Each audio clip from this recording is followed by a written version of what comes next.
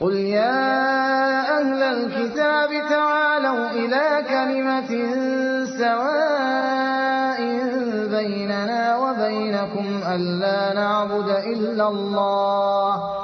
ألا نعبد إلا الله ولا نشرك به شيئا ولا يتخذ بعضنا بعضا أربابا من دون الله فإن تولوا فقولوا اشهدوا بأننا مسلمون.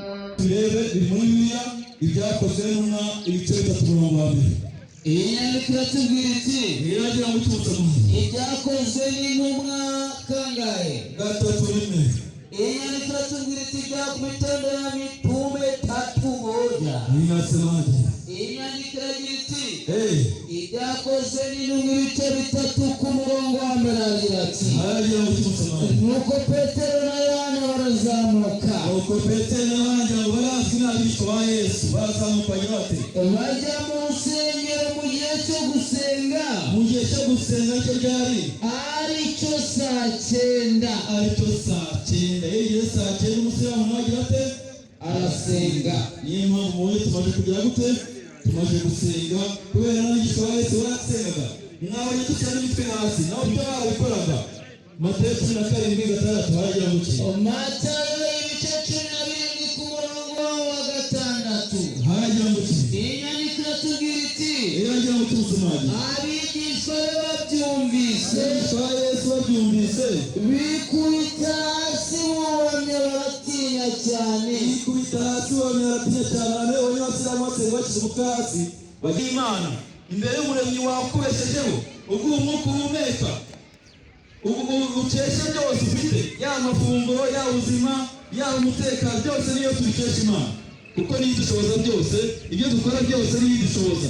Kuba utera igiti cy'umwumbati mu butaka kikazeramo imyumbati, ugatera umugozi mu butaka ukazeramo ibijumba, ntabwo ari uko wabiteye gusa ahubwo nuko Imana yashoboje cya giti kuvamo ya myumbati. Uko usatuye cya giti ntiwabona inyuma rituruka, ariko ku bushobozi bw'Imana, Imana ishoboza kuba cya giti, Imana ishoboza kuba cyavamo imyumbati. Iyo Mana rero ni Imana inyobasha, ni Imana ishoboye.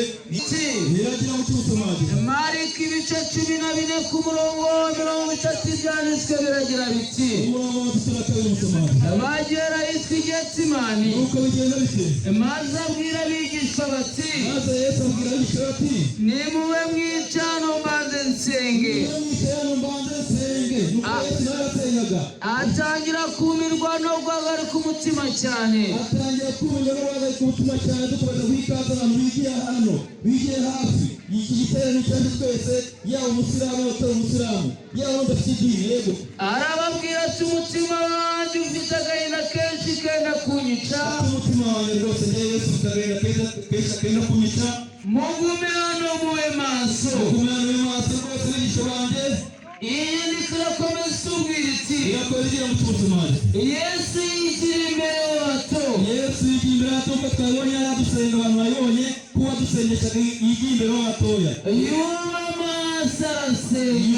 hasi arasenga ni ukuvuga ngo abasiramu kuba mwabonye dusenga bashyize umutwe hasi nk'uko mwabonye abasiramu tubikora neza kugira ngo abantu mwabibonye batangara ntabagabo mu rukiko abagabo bafite ubwanwa abagabo bangana kuriya barashyira imitwe hasi koko nakuriya barimo barakora ibiki kuriya abantu benshi babyibarisha wenda batagiye kubibona ariko biri muri cya gitabo. Waalaikumsalam warahmatullahi wabarakatuh. Abantu rero bari hirya no hino yego bagira ngo bigire hino kabisa ganire ku ijambo ry'Imana yego ijambo riduhuza hagati yacu namwe kabisa kandi mwarimu yego nta kintu gishobora kuryoha nk'ijambo ry'Imana kabisa nta kintu gifite uburemere nk'ijambo ry'Imana niko rumeze nta kintu gitanga amahoro n'umutekano nk'ijambo ry'Imana kabisa. ijambo ry'Imana rifite ingufu yego rifite imbaraga kabisa. niyo mpamvu uryumvise wese yego agira ubugingo kabisa. niyo mpamvu rero abari hirya no hino yego muze rwose no kuba rwose mutazagarurwa iwacu. ntabwo mutekereza yuko mufite hano ku isi kizarangira mukagaruka ku wabaremye. Mwebwe abantu muricara ntimwibaze impamvu yatumye Imana ibarema. Igihe tugiye kubona impamvu nyamukuru zigeze murenge gusa kabisa. Iya mbere Yego. turayisanga muri Korani ntagatifu. Yego. Mu isura ya 51 Korani 51 ku murongo wa 56. 51 iyo niyo mpamvu ya mbere yatumye Imana iturema. inyandiko iragira iti Korani 51 aho ngaho sinaremye amajini n'abantu. Imana iti sinaremye, nta kindi naremye amajini n'abantu uretse ko ari ukugira ngo bigaragire Allah. usibye kugira ngo bigaragire nde? ari ukugira ngo bigaragire Allah. Imana imwe rukumbi mwarimu. Yego. Imana iti nta kindi yaremyeye abantu n'amajini uretse kugira ngo bibe abagaragu b'Uwiteka, bagaragire Imana imwe rukumbi kabisa. ko kuyigaragira rero. Yego. inyandiko iragira iti Aha. Korani 51 Yego, komeza inyandiko. haragira ati Aragira ati kandi mujye muragaragira Allah, mujye mugaragira Allah. ntimukamubangikanye n'icyo ari cyo cyose. Rekera aho ngaho. Kandi mujye mugaragira Allah Yego. ntimukamubangikanye n'iki? n'icyo ari cyo cyose. Mujye mugaragira Imana mutayibangikanyije n'icyo cyose. Yego. Ayo niyo magambo. tunaenda kwa kitabu cha Biblia Iravuga kabisa imirongo tuyihuze n'indi. 20 kuva mstari wa kwanza nikiendelea. Yego.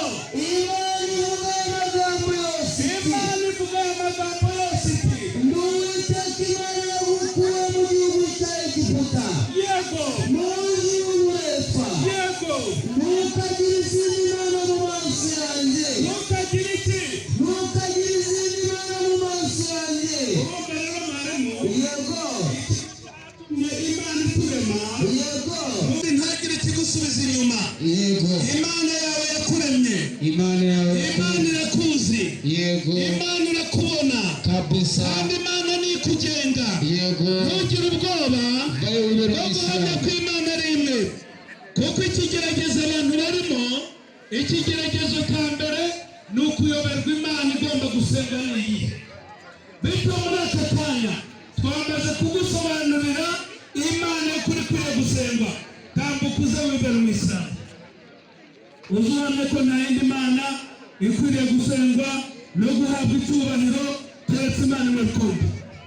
Utambuka uze hano kabisa, uhagarare hano. waba umugabo Waba umugore, wakwigira iyo waba wese umukecuru, wakwigira utambuka uze wibera mu Islam kabisa. iyo umuterekera umushahara Kandi ntugire ubwoba, ntugire ubwoba cyangwa isoni. ntagire ikigusubiza inyuma ntabwo ko na Yesu ari umusilamu kabisa. muze muterekere inyuma cya Yesu. Utambuka uze wibera mu Islam. muterekere inyuma cya Yesu. Niki cyakubuza kwemera Imana imwe rukumbi? uyu musilamu ni Yesu. Niki cyakubuza kwemera Imana imwe rukumbi?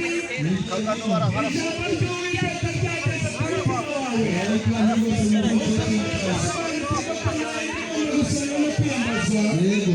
uretse Imana imwe rukumbi. Imana itugejejeho. Nta cyagusubiza inyuma. Yego. Utambuke kabisa mu cyubahiro Imana yaguhaye. iyo umusilamu nka Uze Yesu. wibera umuyisilamu Muterekere inyuma. nk'uko Yesu yari umuyisilamu, Yego. nk'uko nyina Mariya yari umuyisilamukazi, mwegere hino rwose. nk'uko abemeramana bose bavugwa b'abayisilamu basengaga Imana imwe rukumbi. gusenga no kumenya Utambuke uze wibera umuyisilamu, aho ikaze n'igihe uze wemera Imana imwe rukumbi. waba umugabo Imana itabyara, Imana itabyarwa. Tambuka uze wibera umuyisilamu. mwegere hino rwose. Hagarara hano uze wibera umuyisilamu kabisa. Muterekere inyuma cya Ntagire Yesu. ikigusubiza inyuma. abandi muri hino. Uwa mbere yahageze mwarimu. abandi bari hino. Hagarara ureba hano. mwegere hino. Ego. Ninde wundi ushaka kwibera umuyisilamu? abandi bose mwegere hino. Tambuka mu cyubahiro Imana yaguhaye. abandi ko Yesu ari Uze wibera umuyisilamu kabisa. Uhagaze hano ku ruhande. Yesu tubona ko ari umusilamu. Ego. Yego. Ninde wundi ushaka kwibera umuyisilamu? aho ikaze rwose mwegere hino. Ego. muterekere inyuma cya Yesu. ninde wundi ushaka kwibera mu Isilamu akavuga ati yewe nasobanukiye ko Imana ari mu rukundo, nasobanukiye ko ngomba kuyisenga, nayibangikanije na kimwe ntabwo kuzayibera mu Isilamu, ntabwo kuzabona ko nta kindi tugomba gusenga usibye Imana mu rukundo. Ariko mwarimu wanjye abantu batinya kwamamaza no gusenga Imana koko ntabwo kuzabera mu Isilamu. Uzabona Imana mu rukundo, wiyemeze kumusenga nta kumubangikanya na kimwe. Imana iti ndi Uwiteka Imana yawe yagukuye mu gihugu cya Egiputa mu nzu y'uburetwa, ntukagire izindi mana imbere y'amaso yanjye. Tambuka rero uze wibera umuyisilamu, uze wemera Imana mu rukundo. Abavandimwe bacu bamaze gusa, ninde wundi ushaka kwibera umuyisilamu? Tambuka mu cyubahiro Imana yaguhaye, uze wibera umuyisilamu kabisa. Tambuka nawe mu cyubahiro Imana yaguhaye, uze wibera umuyisilamu. Hagarara hamwe na mugenzi wawe, hagarara hariya. Ninde wundi uvuga uti nanjye nshimye idini ya Isilamu? nimuze rwose mutekere mu cya Yesu. Ndashaka kwibera mu Isilamu, yaba umusore ntakansenga Imana mu rukundo. yaba umugabo Imana mu rukundo itagira n'icyo twayigereranya. yaba umugore, Tambuka mu cyubahiro Imana yaguhaye. muze rwose. Muri aka kanya mwarimu, Yego imizi itangiye nimara kuhagera, yego aba bantu turabambika bose neza, rwose abadamu bacu bose na Bikira Mariya, ndetse n'abagabo bari abagabo nabo bagire ishusho ya Yesu. yego rwose Kuko Ubuyisilamu ni isuku, Ubuyisilamu ni isuku. Ubuyisilamu ni ugusenga Imana imwe rukumbi. Ngo bazimuke abwira abantu ati nimwinjire mu nkuge kugira ngo muzarokoke umwuzure. Abantu bakeya cyane binjira muri ya nkuge bararokoka.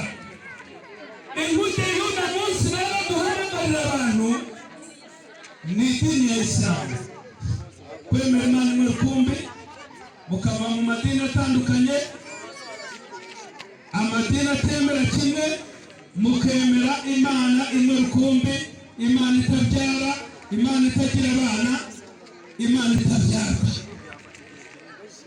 Hanyuma mwarangiza mukagira isuku, kuko Ubuyisilamu ni isuku. Mukirinda ibiyobyabwenge, mukirinda ibangikanyamana, mukirinda n'ingeso mbi, niho imitima yanyu izatungana, mukagira urukundo hagati yanyu, mukagirirana neza. Ubwo rero mu kanya mbere yuko dutegereza uwazanye imijitandiyo kugira ngo twambike abadamu bacu, reka tubanze tubinjize mu idini. Muzamure urutoki rwanyu gutya rw'iburyo. Amagambo mvuga murayasubiramo, kuko kuba umuyisilamu ni amagambo umuntu yivugira. Akumwe iyo twatoye nyakubahwa perezida wa repubulika amanika ikiganza cye akarahira. Natwe rero tugiye kurahira tuvuga tuti nta yindi mana tuzasenga keretse Imana imwe rukumbi. Ayo magambo rero turayavuga mu Cyarabu no mu Kinyarwanda. Ndajya mbabwira buhoro muyasubiremo. Zamura gute neza. Ashhadu, musubiremo. Ashhadu ashhadu an la ilaha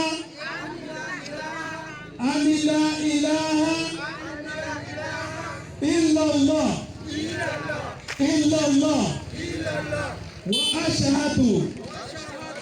wa ashhadu anna Muhammadan Rasulullah. Ndemeza mbikuye ku mutima nta gahato ko nta yindi mana ikwiye gusengwa. قل يا أهل الكتاب تعالوا إلى كلمة سواء بيننا وبينكم ألا نعبد إلا الله ألا نعبد إلا الله ولا نشرك به شيئا ولا يتخذ بعضنا بعضا أربابا من دون الله فإن تولوا فقولوا اشهدوا بأننا مسلمون قل يا أهل الكتاب تعالوا إلى كلمة سواء بيننا وبينكم ألا نعبد إلا الله ولا نشرك به شيئا ولا يتخذ بعضنا بعضا أربابا من دون الله فإن تولوا فقولوا اشهدوا بأننا مسلمون